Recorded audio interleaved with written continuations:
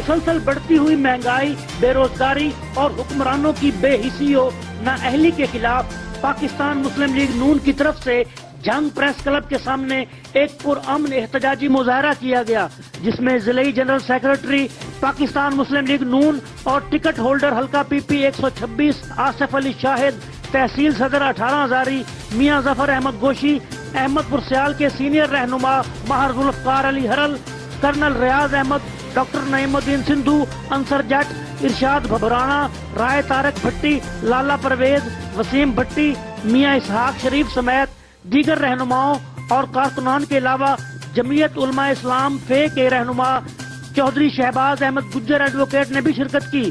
مظاہرین نے لیگی پرچم اور پینا فلیکسز بھی اٹھا رکھے تھے، جن پر مہنگائی کے خلاف نعرے درج تھے۔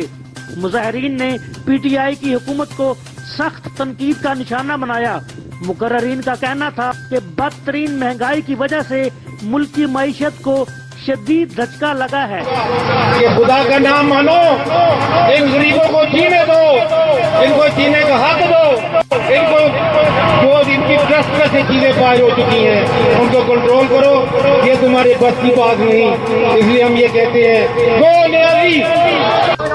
سڑکوں پر آئے ہیں، آج دیکھ لو مہنگائی کہاں ہے، لوگ اپنے بچوں کو مار کر یہ خودکشیاں کر رہے ہیں، اور جو یہ مصنوعی مہنگائی کی جا رہی ہے اس کے خلاف ان کو بھرپور ایکشن لینا چاہیے۔ کہ تمہارے قومی ادارے، صفائی ادارے، ان کا اکاؤنٹ بھی ہمیں دینا ہوگا۔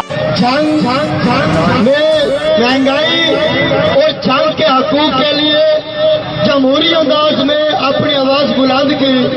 انہوں نے فوری طور پر مہنگائی پر قابو پانے کا مطالبہ کیا۔ تنویر حسین، سٹار نیوز، احمد پرسیال۔